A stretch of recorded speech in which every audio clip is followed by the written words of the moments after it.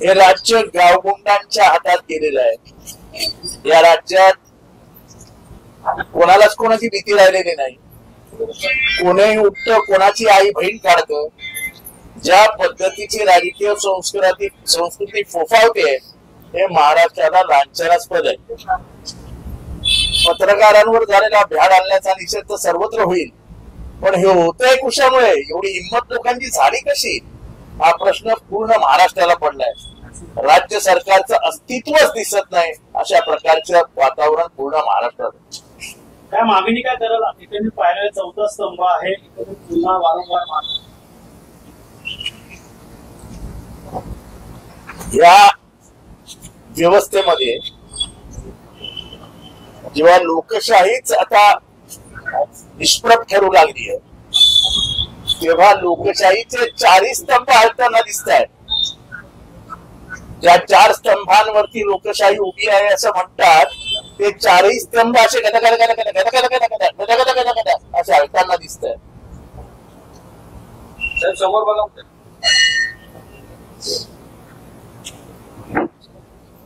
पावती घेण्याचा कुठलाही अधिकार नसताना काही ठिकाणी देवस्थान, असे बरेच देवस्थान आहेत, तिथले गावगुंड जे आहेत जबरदस्तीने पार्किंगचे पैसे घेतात आणि अनेक वेळा नागरिकांना देखील अशा प्रकारची मारहाण होताना पाहायला मिळते। मी तुम्हाला सांगतो, राज्य गावगुंडांच्या हातात गेलेलं आहे। राज्य व्यवस्था ही गावगुंडांच्या हातात गेल्यावर होणार काय? दुसरे हेच होणार। जर पत्रकार या राज्यामध्ये मार खात असतील तर सर्वसामान्यांचा काय विचार करायचा? पोलीस नावाची यंत्रणा फक्त काही निवडक लोकांसाठीच वापरली जाते। या या राज्याचं दुर्दैव आहे। पोलीस देखील टार्गेट अशालाच करतात जिथनं वर्ण आदेश झालाय। अच्छम आदेश, हे आदेशाचं राज्य। फट आदेश। सर, बीड प्रकरणातला गोट्या गीते याला मोकोका कायद्यातून बाजूला करण्यात आलेला आहे। नेमका गोट्या गीते हा या राज्याचा जावई आहे अशी रिव्हॉल्वर फिरताना त्याची व्हिडिओ होती, मला धमकी देताना त्याची व्हिडिओ होती। कोण विचारणार? अरे नशीब चांगला अजून वाल्मिक कराडला सोडला नाही। वाल्मिक कराडला सोडला नाही, नशीब समजायचं आपलं। एवढे गंभीर आरोप असताना गोट्या गीते हा कमीत कमी 4-5 हत्यांमधला आरोपी आहे। किंबहुना परळीमधलं जे प्रकरण होतं ज्याच्यामध्ये त्यांनी त्या माणसाचं नाव विसरलो, ज्याची हत्या झाली होती, त्या हत्यामध्ये ज्यांनी गोळ्या मारल्या, तो गोळ्या मारणारच गोट्या गीते होता, महादेव मुंडे। तुम्हाला असंच प्रकरण होतं। आम्ही अजून 2 सांगू शकतो।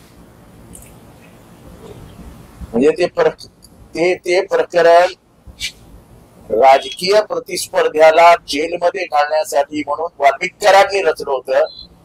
जो मेला त्याला मारलं, गोट्या गीतेने मारलं, त्याला गोळ्या घातल्या आणि नाव दुसऱ्याचं घेतलं।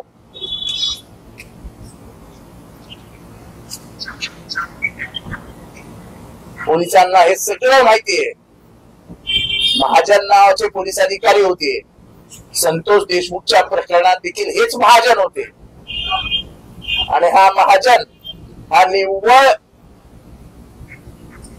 वाल्मिक कराडचा पगारी नोकर होता। अशा प्रकाराने जर गुंडगिरीला तुम्ही मदत देणार असाल, राजश्रय देणार असाल, तर मग पत्रकारांना मारहाण झाली याच्याबद्दल एवढं दुःख काय व्यक्त करायचं? महादेव मुंडेची हत्या झाली, त्याची बायको रडते, आत्महत्याचा प्रयत्न केला। मी मुख्यमंत्र्यांचे आभार मानतो की कमीत कमी त्यांनी त्याच्यात लक्ष घातलं। पण माझा प्रश्न आज मुख्यमंत्र्यांना आहे की जमीन शेखच्या हत्या प्रकरणात आपण स्वतः आम्हाला सांगितलेलं की फेर चौकशी करतो, कुठे ती फेर चौकशी? आरोपी आजही मोकाट फुटतायत, सगळे पुरावे उपलब्ध आहेत।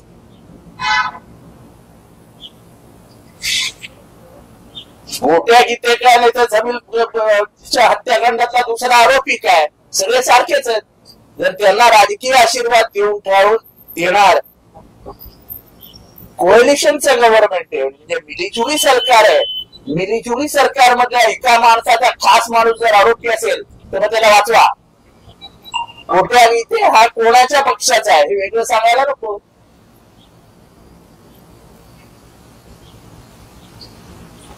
अशा प्रकारे अरे जर तुम्ही IPS लाच दम देणार असेल हे तर राज्याची राजकीय म्हणजे काय अवस्था झालेली आहे. एका IPS ऑफिसरला ह्या महाराष्ट्रात पहिल्यांदा दम दिला गेला ना हे सड. आणि मला विचारायचं आहे इतक्या उघडपणाने की IPS संघटना कुठे आहे. आज खूप दिवस झाले या प्रकरणाला, पण IPS संघटनेचं एक साधं निषेधाचं पत्र नाही मुख्यमंत्र्यांच्या नावाने, जे योग्य नाही म्हणून. आज त्या बिचाऱ्या आमच्या भगिनीवर आलं, त्या भगिनीने घरच्यांना कळवलंय की मला महाराष्ट्रात बदली करा, महाराष्ट्रात मला भविष्य नाही. हे मी तुम्हाला आत्महत्येची बातमी सांगतो. देवेंद्र फडणवीस यांनी भेट घेतली, त्यांची फेरी उघड झाला. जसं जमीन शेख असेल, जमीन शेखचं प्रकरण तर उघड आहे ना. आज 54 दिवस झाले आश्वासन देऊ. 54 दिवसामध्ये तुम्ही आम्हाला सांगितलेलं, मुख्यमंत्री महोदयांनी सगळेच सांगितलं होतं की आम्ही फेर चौकशी करू. कुठे चौकशी? मला आनंद आहे की मुख्यमंत्र्यांनी महादेव मुंडेच्या पत्नीला न्याय दिला, तिला बोलवून घेतलं, समोर बसवलं, तिला पाहिजे तो पोलीस अधिकारी दिला. त्या पोलीस अधिकाऱ्यांनी आता इन्व्हेस्टिगेशन सुरू केलेलं आहे, तपास सुरू केलाय, योग्य दिशेने चालू आहे. असं आसावरी मुंडे म्हणजे त्या ज्ञानेश्वरी मुंडेचा मला फोन वगैरे, त्यांच्या भावाचा वगैरे फोन येत असतो, त्यांनी सांगितलं आभार, देवेंद्र फडणवीसांचेच आभार. पण देवेंद्रजी तुम्हाला प्रश्न आहे की हे मुसलमान आहेत म्हणून यांना न्याय मिळणार नाही का? देशातले आरोपी एका राजकीय पक्षाशी संबंधित आहे म्हणून याला न्याय मिळणार नाही का?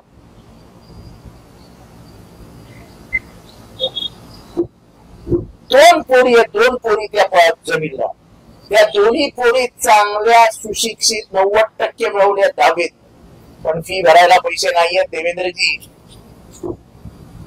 बायको दररोज रडते, बायको आमच्याकडनं पैसे घेत नाही. म्हणजे हात जोडून विनंती आहे.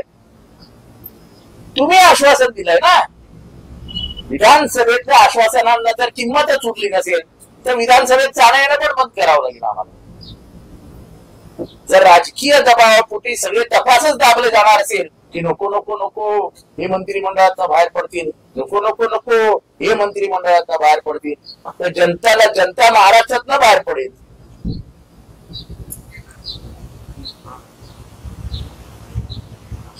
मी अत्यंत महत्वाच्या विषयाकडे वळतोय. मी अभिनंदन करतो एकनाथ शिंदे साहेबांचं की काल कल्याण डोंबिवलीमध्ये अनधिकृत इमारतींमध्ये आणि न्यायालय जे काही चालू आहे त्याच्यामध्ये त्यांनी भूमिका घेतली की या सगळ्या इमारतींना आम्हाला वाचवावं लागेल, काहीतरी म्हणजे जे काय कारण दिलं ते पत्रकार परिषदेत जे काय बोलते ते बोलतो. माझं परत त्यांना हात जोडून विनंती, अनाथांचा नाथ म्हणून त्यांची आजकाल महाराष्ट्रात ओळख. मग हे फक्त कल्याण डोंबिवलीपुरतं मर्यादित राहणार आहे? कळव्याला 52 बिल्डिंगला नोटीस आल्या. शीळ दिवा रायगड इथे तर भीतीचं वातावरण आहे. आणि याच्यामध्ये सर्वात मोठं काय आहे तर काही जण मुद्दामून जातात बिल्डिंग मध्ये. आज तुम्हारी बिल्डिंग टूटने वाली है, रस्ते पे आ जाओ. आज तुम्हारी बिल्डिंग टूटने वाली है, रस्ते पे आ जाओ. आज तुम्हारी टूटने वाली है, रस्ते पर आ जाओ. ते तिथली गरीब माणसं नोकरी धंदा सोडून दररोज रस्त्यावर येतात. महानगरपालिकेचे अधिकारी दररोज 9 वाजता तिथे पोहोचतात. एकाही बिल्डिंगवर कारवाई होत नाही, पोलीस पोहोचतात. हे काय नाटक चालू आहे? याच्यात सरकारला भूमिका घ्यावी लागेल.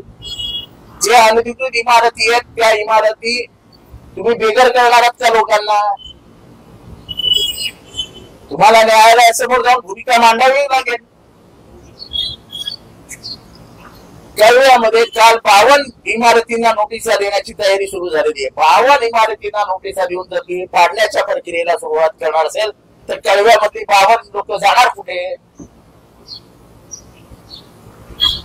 चीड दिव्या टायगर मध्ये तर तिची परिस्थिती दहशत निर्माण करून टाकते. मग जर कल्याण डोंबिवलीमध्ये एकनाथ शिंदेचा तुम्ही भूमिका घेऊ शकता तर तुम्हाला ठाणे, कळवा, मुंब्रा, दिवा, टायगर, शीळ या परिसरासाठी सुद्धा भूमिका घ्यावी लागेल. मोर्चा आम्ही करू शकतो, लोकांना रस्त्यावर आम्ही उतरवू शकतो, पण शेवटी भूमिका सरकारला घ्यायची आहे. आम्ही सरकारमध्ये नाहीये. मी फक्त तुम्हाला आठवण देऊ इच्छितो. एक काळ असा आला होता जेव्हा वागळे इस्टेट पासून शीळपर्यंत सगळ्या बिल्डिंग तोडण्याचा निर्णय झाला होता अनधिकृत. तेव्हा तुम्ही माननीय शरद पवार साहेबांची भेट तुम्ही प्रताप सरनाईक, राजन विचारे असे तुमचे 3 आमदार आणि डोंबिवलीचे 1 आमदार असे 4 जण येऊन भेटले होते. तुम्हाला पवार साहेबांनी शब्द दिलेला की इतक्या अमानुषपणाने सरकार वागणार नाही, मध्यमार्ग काढू पण कोणाला बेघर करणार आहे. आमचं म्हणणं एवढंच आहे. गरीब माणूस हा छप्पर शोधत असतो. तो येतोच कशाला?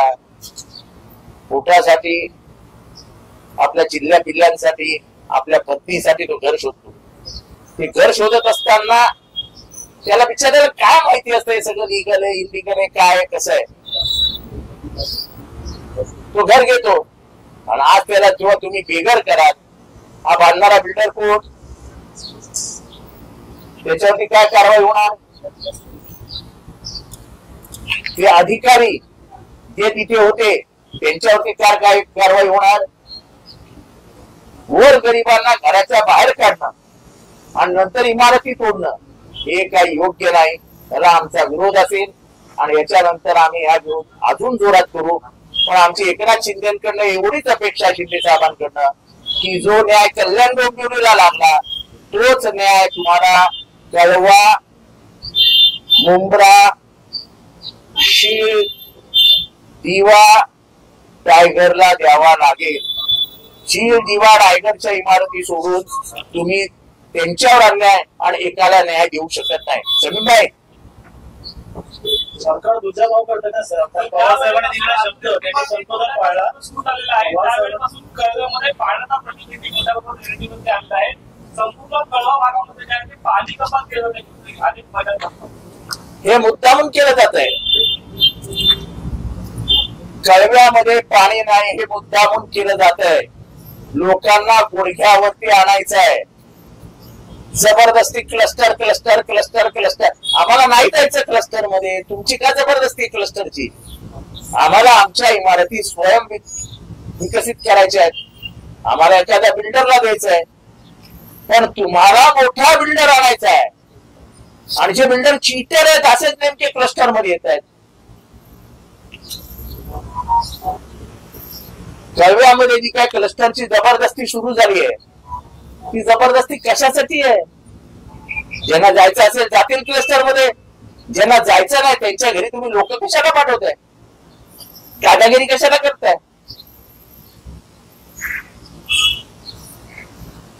तिथे एसआरए होऊ शकते, तिथे तुम्ही क्लस्टर आणताय. या ठाण्यातल्या सगळ्या एसआरएच्या योजना राबवून ठेवल्यात क्लस्टर क्लस्टर क्लस्टरच्या नावाखाली. आणि गोरगरीब झोपड्यांमध्ये राहतात 100 स्क्वेअर फीटचा. जर त्यांना 300 स्क्वेअर फीटचा हक्काचं घर मिळणार असेल तर त्याच्यामध्ये अडसर का आणताय? आणि माझं आजही मत आहे की एकनाथ शिंदे हा माणूस तसा नाहीये. ते आजूबाजूचे जे आहेत त्यांना जरा आवड झाला. पवार साहेबांनी शब्द पाळलाय. आमचं तेच म्हणणं आहे की पवार साहेबांनी एकनाथ शिंदेना दिलेला शब्द पाळला होता. शिंदे साहेब स्वतः आले होते भेटायला, तेव्हा पवार साहेबांनी पाळला होता. आज आमची एकनाथ शिंदे साहेबांकडे अपेक्षा आहे की तुम्ही शब्द द्या, पाळा. आणि जे गोरगरिबांना रस्त्यावर आणण्याचे जे प्रकार सुरू झालेले आहेत त्यांच्याकडे लोक कामावर जात नाहीये. बायका पोरांचं रस्त्यावर बसलेले असतात. हे किती दिवस चालायचं? इमारतींना स्थगिती आहे त्याच्याबद्दल उच्च न्यायालयात असं आहे की शेवटी मंत्री म्हणून काही अधिकारांचा वापर जर त्यांनी केला असेल तर ती कसा केला, काय केला याचं मला माहित नाही. पण शेवटी सरकार म्हणून एक वेगळा अधिकार सरकारला आहे. सरकारला भूमिका घ्यावी लागेल. 100 बिल्डिंगी जर तोडणार असाल तर या 100 मध्ये 60 जरी लोक पकडले तरी 600 माणसांचे घरसंसार रस्त्यावर आणण्याचा अधिकार सरकारला नाही. आता जे पाठवून नळपाड्यामध्ये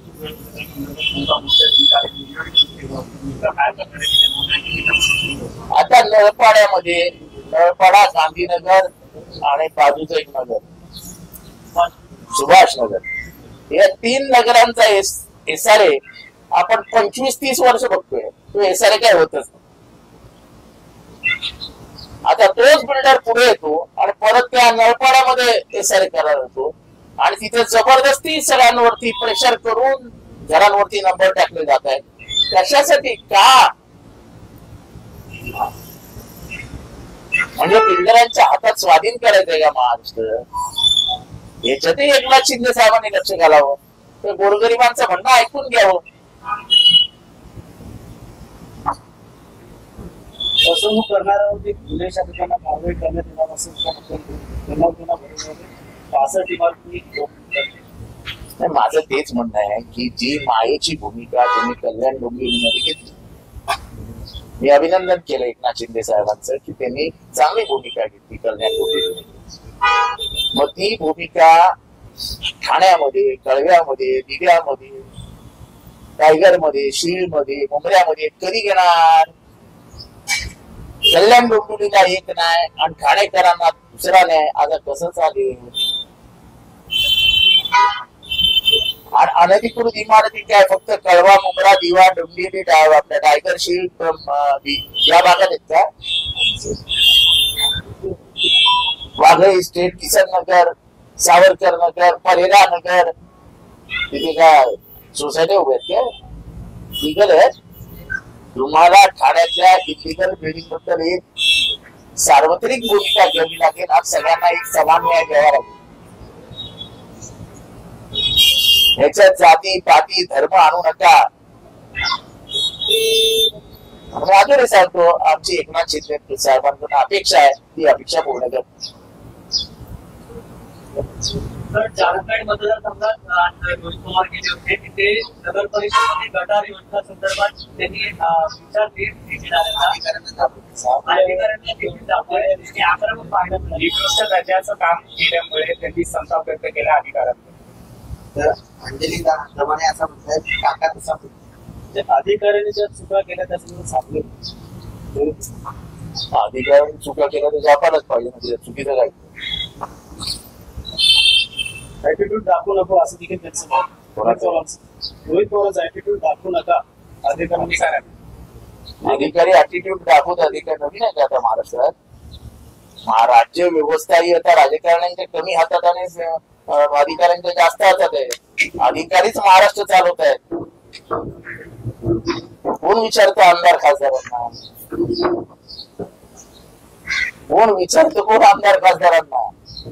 बिल्डिंगचे पैसे आमदार खासदार खातात. अनधिकृत बिल्डिंगचे 200 रुपये स्क्वेअर फीट स्लॅबला लागायचे, ते काय अधिकारी घ्यायचे? आमदार खासदार घ्यायचे?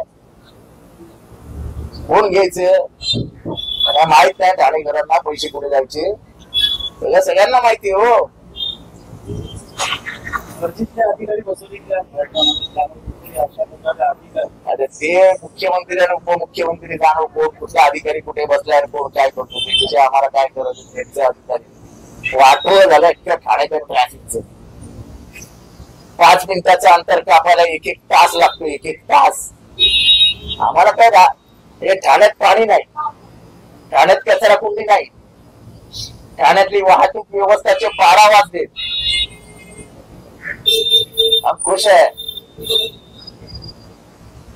हे श्रींचे सरकार आहे. वाहतूक कोंडीला जोडून एक प्रश्न आहे. मनसे आज वाहतूक कोंडीच्या विरोधात मोर्चा काढणार आहे. तर आज सकाळी मोर्चा निघण्याच्या अगोदर आज सकाळी उपमुख्यमंत्री एकनाथ शिंदे यांनी पाहणी दौरा ठेवलेला होता वाहतूक कोंडीच्या संदर्भात. तो अचानक त्यांनी रद्द केला. 3 वेळा अध्यादेश काढण्यात आले की वाहतूक कोंडी कसं आहे की आता ह्याच्यामध्ये मुख्यमंत्र्यांनी बैठक घेतली. यांच्या अंतर्गतच एवढे वाद आहेत त्याच्यामध्ये आम्ही काय बोलावं, पण ह्या सगळ्या वादांमध्ये ठाणेकरांचे वाटोळं झालंय. म्हणजे इथनं नाशिकला जायला 2.5 तास लागतात, 3 तास लागतात, त्याच्यातले 2 तास तर भिवंडीला जायला लागतात, पुढे 1 तासात नाशिक. मी स्वतः परवा गेलो. 22 सप्टेंबरला मेट्रो चांगलं आहे ना, काय वाईट आहे. वाहतूक वाहतूक कोणी धुळे कशी धुळे कसं जाणार, गाड्या काय कमी करणार का? मेट्रो मुळे तुम्ही केलंय काय माहितीये का? आणि तुम्हाला हे इंजिनियर लोकांनी सांगितलेलं होतं की तुमच्या पियर्स जे आहेत, म्हणजे ते पिलर आपण जे म्हणतो ते ज्याच्यावरती ते उभं राहणार आहे अख्खे, त्याच्यामुळे रस्त्याची रुंदी छोटी झाली आहे, गाड्या कमी झाल्यात काय? अहो जरा सुरू होऊ द्या, बघा ट्रॅफिकचे कसे अजून 12 वाजतात. सगळे घोडबंदरचे सर्व्हिस रोड छोटे झाले.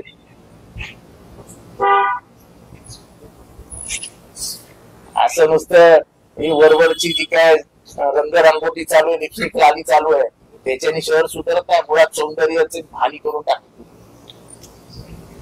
5 तास वाहतूक कोंडीत ॲम्ब्युलन्स अडकल्यामुळे रियान शेख या 2 वर्षाच्या मुलाचा मृत्यू झालेला आहे. मुंबईमध्ये वाहतूक कोंडीमुळे आतापर्यंत 14 जणांचा मृत्यू झालाय. कोणी कधी चौकशी केली? रस्त्यावरती हॉकर बसतात, हॉकरमुळे अँब्युलन्स जाऊ शकत नाही. त्या अँब्युलन्स मध्ये आतापर्यंत माझ्या कारकिर्दीमध्ये 14 ते 15 माणसं मेली आहेत. आम्ही 1000 वेळा सांगितलं त्या हॉकर्स वरती कारवाई करा. म्युन्सिपालिटीचं अजिबात लक्ष नाही, कारण का 1000 रुपया मिलता है तो पुलिस के ऊपर ध्यान देगा. तर नवरात्र उत्सवामध्ये विश्व हिंदू परिषदेने मागणी केली की आधार कार्ड पूर्ण सोडण्यात यावं, मुस्लिमांना प्रवेश दिला जाऊ नये, अशा प्रकारे मागणी केली. त्या अगोदर देखील आला छटका, औरंगजेब, अफजलखान, आता हे नवीन. आपल्याला काय वाहतूक कोंडी, पाणी, अनधिकृत इमारती वगैरे वगैरे वगैरे वगैरे ही महत्वाचे प्रश्न नाहीच आहेत. आपल्याला जाती द्वेष आणि धर्मद्वेष हे 2च महत्वाचे प्रश्न उरलेत भारताला. बाकी सगळे प्रश्न गौण आहेत. आपला हिंदू मुसलमान झाला, ओबीसी मराठा झाला, दलित सवर्ण झाला, आपलं काम झालं. मतांचं ध्रुवीकरण झालं, आपले विजयाचे मार्ग मोकळे झाले की बाकी पाणी मिळतं नाही मिळतं, कचरा उचलला जातो नाही जातो, ट्रॅफिक होतं नाही होतं, आपल्याला काय पडतो. जयंत पाटलांवरती भाग काढला, पक्षाचा भाग त्याच्यावरती राग काढला जातो का नाही जात हा प्रश्न नाही, पण एखाद्या माणसाची शरद जयंत पाटील हे अत्यंत मितभाषी, सुस्वभावी, सुसंस्कृत, त्यांचा आवाज चढलेलाही महाराष्ट्राने कधी ऐकलं. अशा एखाद्या प्रगल्भ नेतृत्वाबद्दल इतक्या घाणेरड्या पद्धतीचं वाक्य उच्चारलं जाणं हे महाराष्ट्राच्या राजकीय संस्कृतीला लाज आणणार आहे. त्यांच्या वडिलांचं नाव आदराने आजही बापू म्हणून घेतलं जातं पूर्ण सांगली आणि पश्चिम महाराष्ट्रामध्ये.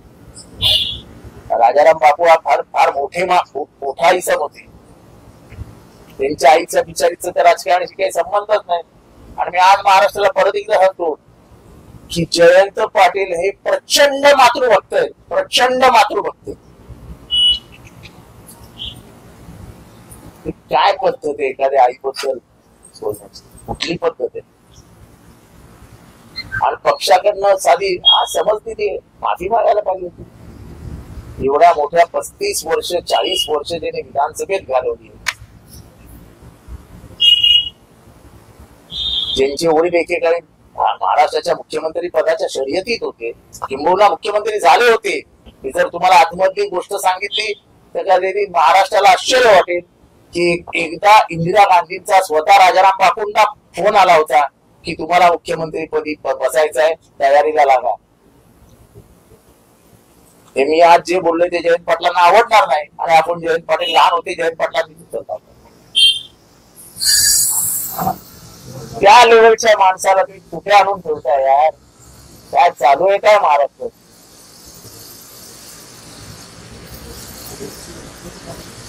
यशवंतराव चव्हाण मुख्यमंत्री असताना प्रचार त्यांनी टिप्पणी केली होती, मात्र प्रचार घरी जाऊन माफी मागितली. प्रल्हाद केशव वात्रे यांनी वेणुताई आणि यशवंतराव चव्हाणांवरती हल्ला केला. यशवंतराव चव्हाणांनी उत्तर दिलं नाही. यशवंतराव चव्हाणांनी प्रल्हाद केशव वात्रे यांना घरी बोलवलं. ते त्यांना निपुत्रिक म्हणाले होते, मी तुम्हाला संतान नाही. यशवंतराव चव्हाणांनी सांगितलं की 1942च्या लढ्यामध्ये आलेल्या लाठी हल्ल्यामध्ये वेणूला, तेव्हा ते वेणू म्हणायचे, वेणुताईंच्या गर्भाशयाला मार लागला आणि त्याच्यामुळे आता तिला म्हणजे ती गर्भवती राहू शकत नाही.